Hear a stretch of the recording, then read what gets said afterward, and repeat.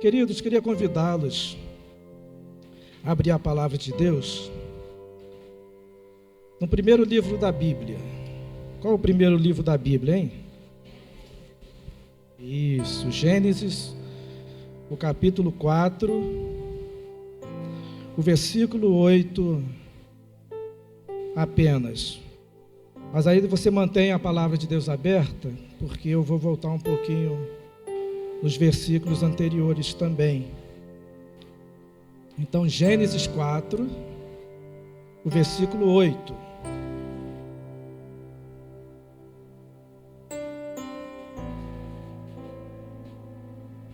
Glória a Deus. Todos acharam?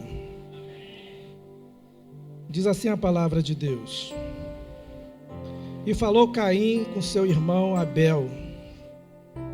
E sucedeu que, estando eles no campo, se levantou Caim contra o seu irmão Abel e o matou. Vou ler numa outra tradução aqui. Caim sugeriu a seu irmão: Vamos ao campo. Enquanto estavam lá, Caim atacou seu irmão Abel e o matou. Triste história, né? Triste história. Você pode orar mais uma vez? Você pode falar com Deus assim: Deus, eu preciso ouvir a sua voz nesta noite. Eu não estou aqui porque é o obreiro A, o obreiro B que vai ministrar, mas eu estou aqui porque quero ouvir sua voz. E eu sei que o Espírito Santo, ele tem a capacidade de falar a cada coração da maneira que ele deseja falar. Eu vou transmitir as palavras, mas ele pode fazer essa palavra chegar ao seu coração da maneira que ele deseja. Deus eterno e santo, nós te agradecemos por esta noite. Nós te agradecemos por estarmos aqui na tua casa. E nós te agradecemos pela tua palavra lida neste momento. Ó Deus, por misericórdia, fala aos nossos corações. Senhor, fala ao coração da tua igreja. Edifica o teu povo. Pai, que eles não saiam daqui da maneira que têm entrado, mas que o teu Espírito possa falar profundamente ao seu interior. É o que eu te peço e te agradeço, no nome de Jesus. Amém. Queridos, esse texto aqui é bem conhecido, sim ou não? É bem conhecido por nós.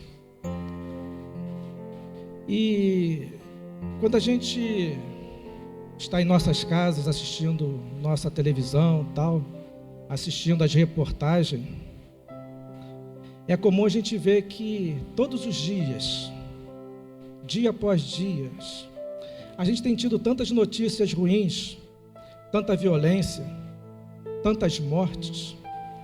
A gente vê pai matando filho, filho matando pai, mãe matando filhos. E aí, não para isso. Muita violência. E a gente sabe que a violência, os homicídios, as guerras, é um sinal da volta do nosso mestre, do nosso rei, do nosso salvador. Então é um dos sinais. Mas a pergunta é: como pode o homem em pleno século 21 se comportar dessa maneira, né? Tão violentos. Os homens do nosso tempo têm se tornado homicidas, matando o seu próximo. E aí a gente, quando olha para o contexto em que nós vivemos, a gente vê os comentários, né? Os comentaristas falando, os sociólogos, filósofos, e todos eles têm uma explicação para este evento, né? E quando nós olhamos para a história da humanidade, a gente também vai perceber que desde Adão e Eva, desde Caim e Abel para frente, a história da humanidade tem sido uma história de muita violência, de muitas lutas, muitas guerras, muitas mortes, não é verdade? E parece que falar de violência, falar de morte, é algo que vende também. Porque a gente chega na casa das pessoas e a gente vê os televisores ligados, está ali naquela reportagem, e vai falando uma notícia, aí quando você pensa que acabou, começa uma outra, e é sempre esse contexto de homens tirando vida de homens. E nesse texto que nós lemos, queridos, relata o primeiro homicídio da história. Sim ou não?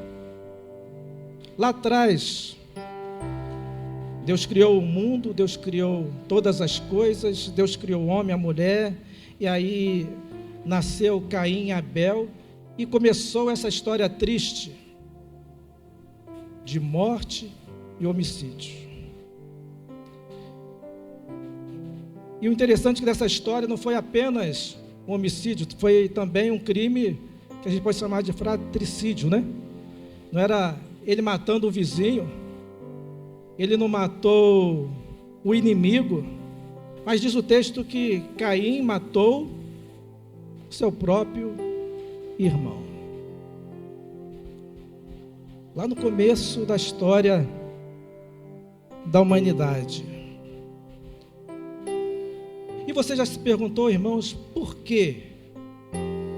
Já ali no início, por que Caim matou seu irmão?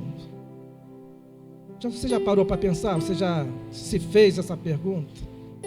Você já leu esse texto e fez essa pergunta para você mesmo? Por que Caim mata o seu irmão? Por quê? Anderson estava falando aqui, é o ano do discipulado, então você ministra a vida na vida, não morte na morte. Por que Caim matou Abel? Qual foi o motivo, a causa, a razão pelo qual ele fez isso?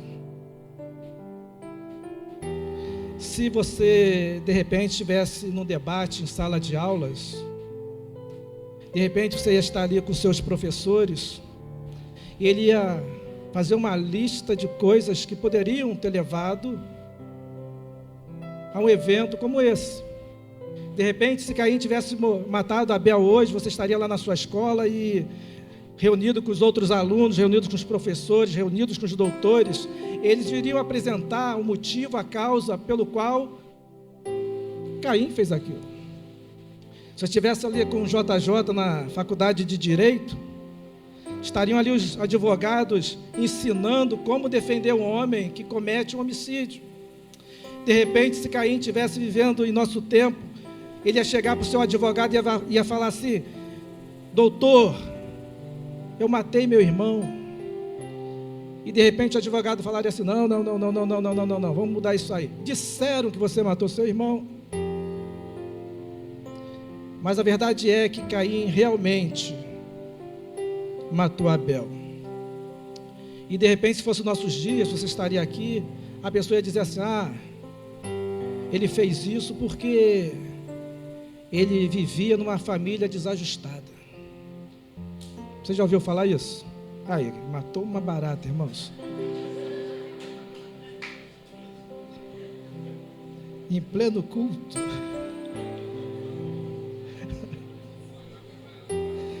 Misericórdia. Mas de repente, meus irmãos, se você estivesse num debate em sala de aula, o professor ia levantar e falar: não, mas o caso desse evento, o motivo pelo qual fulano matou o ciclano, é porque ele vivia numa família desajustada, ele não teve pai, ele não teve mãe, cresceu sem... né? A gente fala isso, né? De repente ia levantar um outro aluno e dizer assim: não, ele morava numa comunidade e sabe como é que é, né? Ali não tem assistência de nada. O governo não está ali para assistir, o governo não está ali para ajudar. Então ele cresceu desajustado, numa família desajustada, numa comunidade onde só viu maus exemplos. E aí ele, infelizmente, cometeu esse crime por causa disso. De repente o outro vai falar, não, o problema é que ele não recebeu a educação necessária, né? Porque a educação vai resolver todas as coisas, porque quando a pessoa estuda, quando a pessoa corre atrás, ela aprende como até conviver com o seu próximo.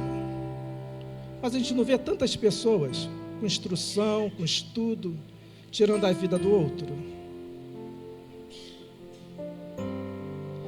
De repente levantaria outro e dizer, não, é que ele estava viciado em entorpecente. Ninguém sabia, mas ele gostava de cheirar um baseado.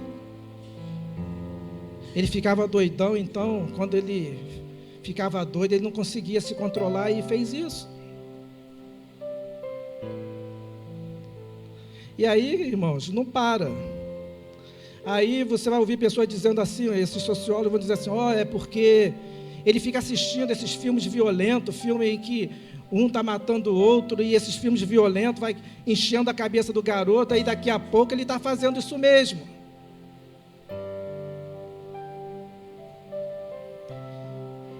Não, é porque ele joga GTA. Ninguém joga GTA aqui não, né? Estava jogando videogames de cenas violentas. Então ele ficou vendo aquelas imagens, ele foi só jogando ali sozinho, aí de repente deu uma loucura, ele saiu e fez isso.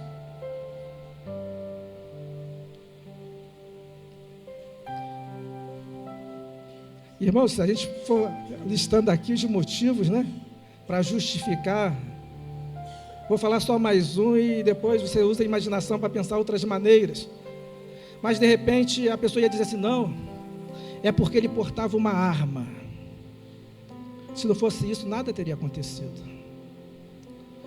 Aí eu te pergunto, qual a arma que Caim usou para matar Abel? Será que realmente o problema está nas armas? Na liberação das armas? Por que inventaram a bomba atômica? Por que inventaram isso? Inventaram canhões, inventaram aviões supersônicos com mísseis poderosíssimos. Irmãos, a bomba atômica está ali, se você não apertar o botão vermelho, vai acontecer o quê? Mas se apertar, vai acontecer. Então, na verdade, o problema não está nas armas, o problema não está na desculpa, existe alguma coisa por trás disso, que na verdade é a verdadeira causa, e a gente não vê os homens, a gente não vê as pessoas discutindo a verdadeira causa pelo qual o ser humano comete tantas coisas erradas que desagradam o Senhor. A gente fica tentando justificar, a gente fica tentando inventar coisas para justificar o erro. E ficamos dando desculpas. Justificamos os nossos erros, justificamos os erros uns dos outros. E até nos queixamos de ver tanta violência. Mas um profeta certa vez fala assim, de que se queixa o homem, queixe cada um dos seus pecados.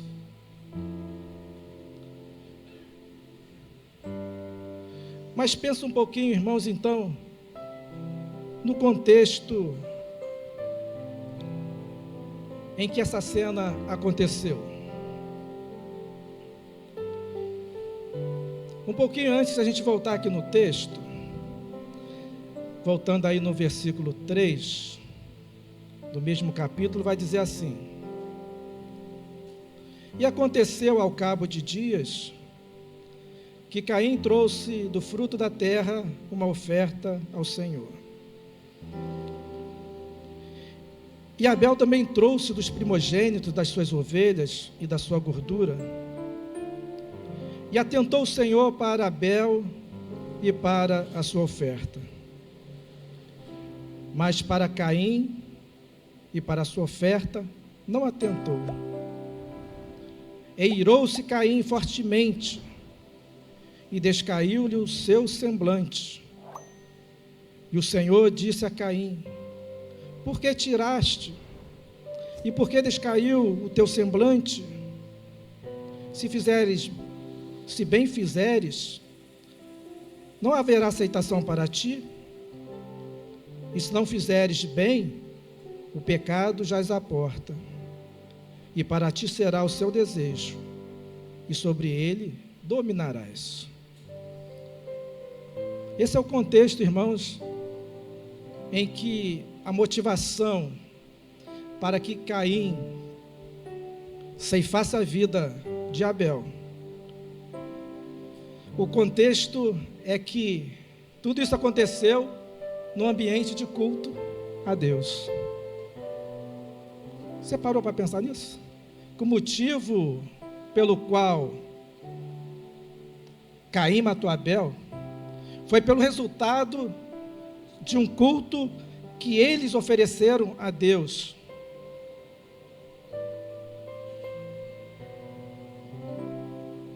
Pensa nisso.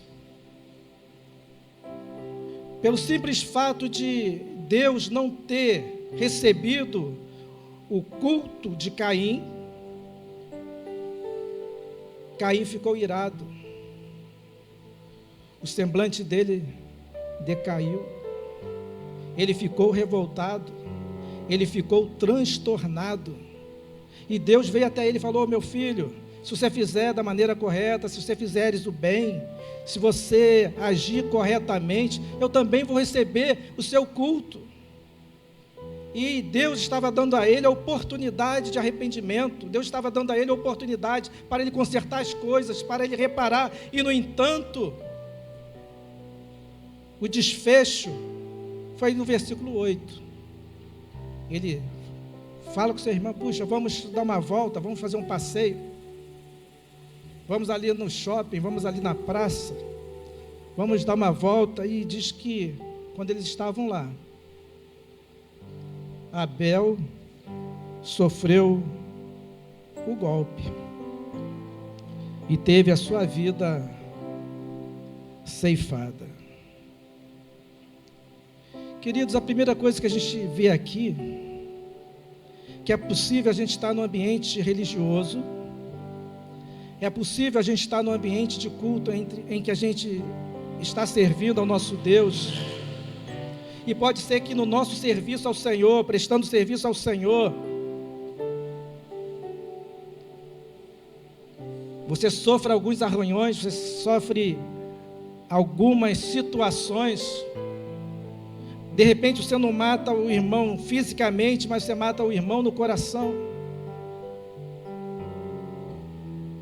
Entende isso? Vocês entendem o que estou falando? Estamos na mesma comunidade, estamos na mesma igreja, estamos servindo ao mesmo Deus, e é possível que, no decorrer das coisas, porque por não acontecer da maneira que a gente pensa, da maneira que a gente acha, porque as coisas não contribuíram, não andaram da maneira que a gente deseja, aí você fica com semblante descaído, fica chateado, fica revoltado, aí você desanima, aí você deixa de fazer o que era para você fazer, aí você pode até dar desculpas que você possa imaginar aí.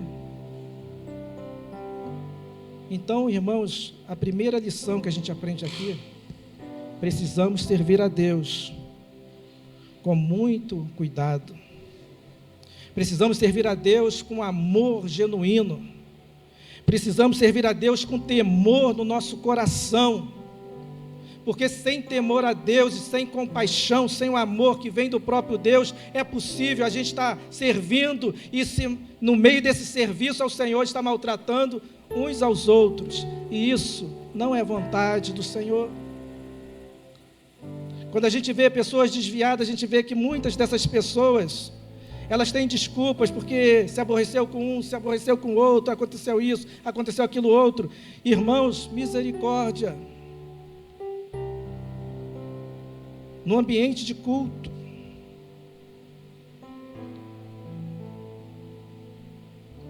a religião sem Deus, a religião sem devoção verdadeira a Jesus, a religião sem um temor verdadeiro ao nosso Deus, é possível você estar servindo, ou melhor, achar que está servindo, achar que está produzindo vida, e está produzindo morte. Vocês conseguem compreender isso, irmãos? Quando a gente olha para a vida de Jesus, a gente percebe que, quando ele estava realizando seu ministério terreno, a gente vê exemplo de homens religiosos, fariseus, saduceus, homens trabalhando, homens estrategando, homens criando mecanismo, maneiras de pegar Jesus em alguma falta, para ter o que acusá-lo, para ter motivo para matá-lo, e homens que conheciam a Torá, homens que conheciam a palavra de Deus, homens que eram doutores na palavra de Deus, homens que conheciam a Bíblia de capa a capa em sua época. Esses homens foram capazes de tirar a vida do rei, do nosso Senhor. E eles deveriam ser as primeiras pessoas a reconhecerem que Jesus era o Messias.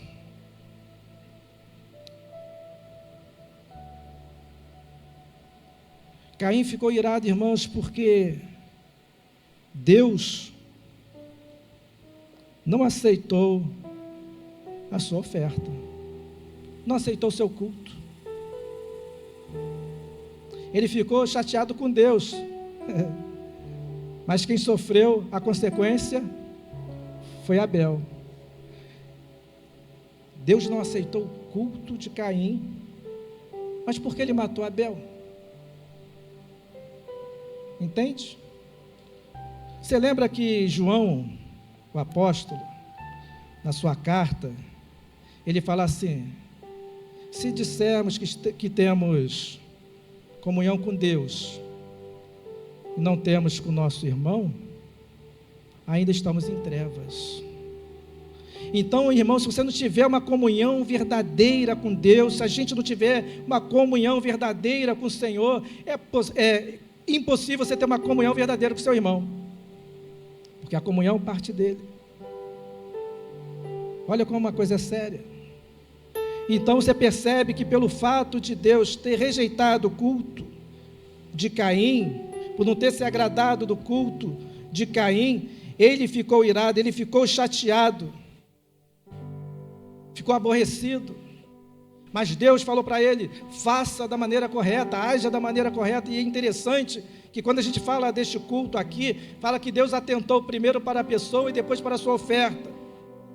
E depois diz que Deus não atentou para Caim nem para a sua oferta, porque quando a gente está oferecendo algo a Deus, um serviço a Deus, não é somente o que nós fazemos, mas é quem nós somos, o que está dentro de nós, a nossa motivação, o que vai no nosso interior.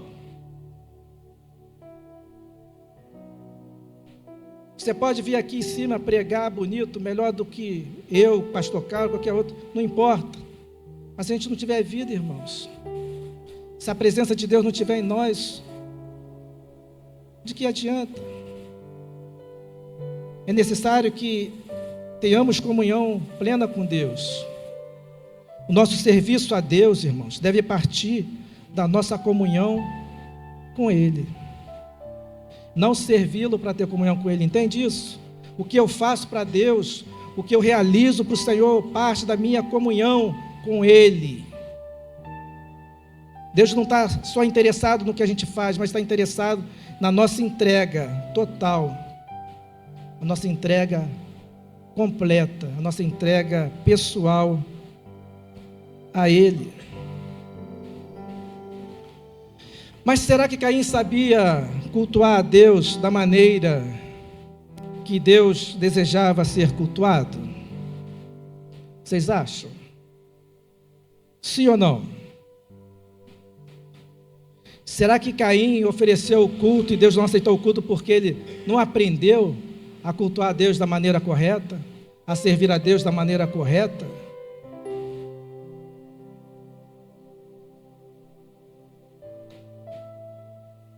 Então, a gente sabe que tanto Caim quanto Abel, eles chegaram diante do Senhor, certo? Então, provavelmente, ambos sabiam como cultuar ao Senhor. Tanto é que a gente vai ver que a oferta de Abel foi aceita, sim ou não? Então, eles sabiam a maneira como eles deveriam se apresentar diante de Deus. E a prova é que, a gente voltando mais um pouquinho aí no versículo 2, vai dizer assim: e teve mais a seu irmão Abel, E Abel foi pastor de ovelhas. E Caim foi lavrador da terra. Ponto. Havia Caim, Abel, Adão e Eva, certo? Pelo menos havia esses 4, né? Se tinha mais gente, não sei, anda. 4 pessoas no mundo. Não tinha nenhum vizinho chato, não tinha nenhum amigo de escola para ficar zoando, fazendo bullying, né? Mas eles aprenderam com seus pais a cultuar o Senhor. É só lembrar que quando Adão e Eva pecaram, eles, para cobrir a nudez, né? A nudez é a figura do pecado. Quando o pecado entrou, eles perceberam que estavam nus, eles pegaram umas folhas de figueira e se vestiram, tentando cobrir seus pecados com as próprias mãos, a sua maneira, a maneira humana. Mas aí Deus aparece e fala: olha, vou comer do fruto que eu proibi. Aí Adão, em vez de falar assim, não, foi a mulher que o Senhor me deu, tal. Vocês conhecem a história, mas o fato que eu quero dizer é o seguinte, que aí Deus, o que Deus faz? Deus imola um animal e veste Adão e veste Eva com pele de animais. Ok? Então eles entenderam que para cobrir a nudez, para cobrir o pecado, o sangue precisava ser derramado, o animal inocente precisava ser abatido, e Deus abateu o animal para poder cobrir a nudez de Adão e Eva. Então o princípio do culto estava ali, o fundamento do culto estava ali. Então Deus falou para Adão assim: olha, por causa do que você fez, por causa do seu pecado, a partir de hoje, você terá que se esforçar, vai ter que suar para sobreviver, para se alimentar. E ponto. Aí você vai entender porque Abel foi pastor de ovelha e Caim foi lavrador da terra. Abel, quando decide ser pastor de ovelhas, é interessante lembrar que nessa época eles não comiam carne. Se eles não comiam carne, para que eu vou criar um bicho, se eu não vou me alimentar dele? Mas Abel, quando passou a ser pastor de ovelha, ele decidiu ser pastor de ovelha para que nunca faltasse um animal para ser imolado, para cobrir a sua nudez, para cobrir o seu pecado, para que ele pudesse chegar na presença do Senhor todas as vezes necessárias, da maneira correta. Então ele decidiu ser pastor de ovelhas, para que ele pudesse chegar à presença de Deus.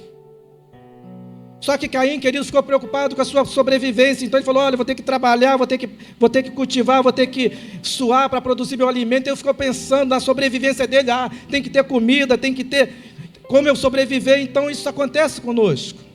Aí ele decidiu ser o quê? Lavrador da terra, porque estava preocupado com a sua sobrevivência. Mas Deus ensinou um princípio, para que quando eles chegassem na presença de Deus, precisava derramar sangue, precisava cobrir a sua nudez e oferecer culto ao Senhor. Ele conhecia a maneira correta. Então Deus fala para ele: rapaz, se você fizer corretamente, se você agir da maneira correta, eu vou aceitar o seu culto. Aí Deus fala para ele assim: ó, o pecado jaz à porta, cabe a ti controlá-lo. Deus está dando toque para ele: rapaz, você já fez um culto que eu não agradei, mas você está irado, pare por aí, trate seu coração, tire essa ira do coração. Na outra tradução que eu anotei aqui, diz assim: se você fizer o que é certo, será aceito. Deus falando para Caim. Mas se o não fizer, tome cuidado. O pecado está à porta, à sua espera, e deseja controlá-lo. Mas é você quem deve dominá-lo.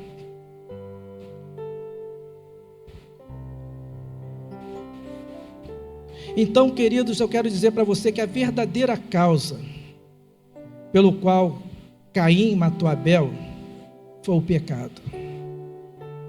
Quando Adão pecou, o pecado entrou na história da humanidade. O pecado estava dentro de Caim. E ele tinha que dominar aquilo, ele não dominou. E pelo pecado estar dentro dele, ele cometeu esse crime. Olha que Jesus fala, irmãos, em Mateus 15, 19. Porque do coração do homem procedem os maus pensamentos. Do coração do homem procede morte, homicídio, adultérios, fornicação, furtos, falsos testemunhos e blasfêmias. Então o problema, irmãos, não são as desculpas que nós damos para fazer determinadas coisas, mas é o pecado dentro do homem. E quando a gente fala de pecado, normalmente a gente pensa nas coisas erradas que nós fazemos. Não, eu quero dizer mais do que isso. É algo dentro do homem que o capacita, o habilita ou o força a fazer as coisas erradas. É uma força que está dentro dele. Dentro do homem.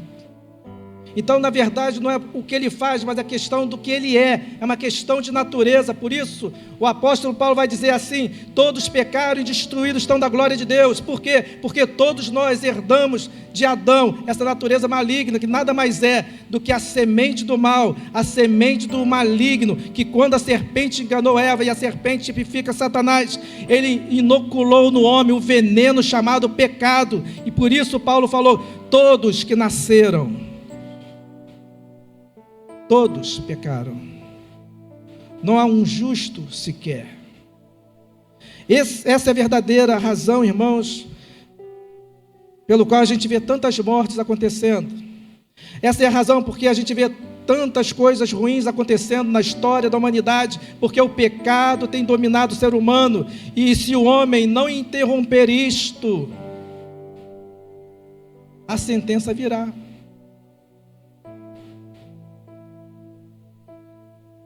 Paulo vai dizer assim: quando Adão pecou, o pecado entrou no mundo. E quando fala pecado, essa motivação que faz o cara se drogar, que faz a pessoa adulterar, que faz a pessoa prostituir, é o pecado dentro do homem, dentro da carne, dentro do interior do ser humano.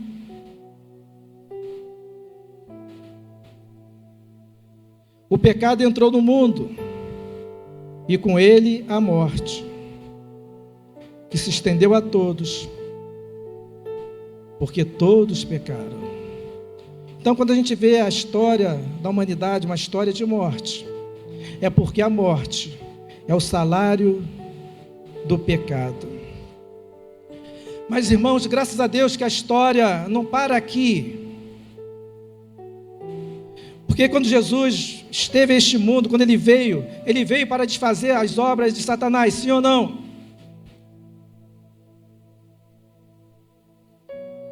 Jesus falou assim, que Deus amou o mundo de tal maneira,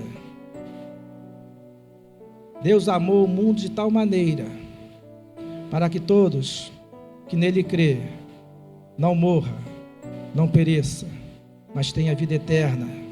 Jesus veio mudar essa história. Jesus veio tratar do homem. Jesus veio tratar da humanidade. Jesus veio para tirar este poder de dentro do homem. Ele veio para trazer vida nova ao ser humano. Ele veio trazer transformação ao ser humano.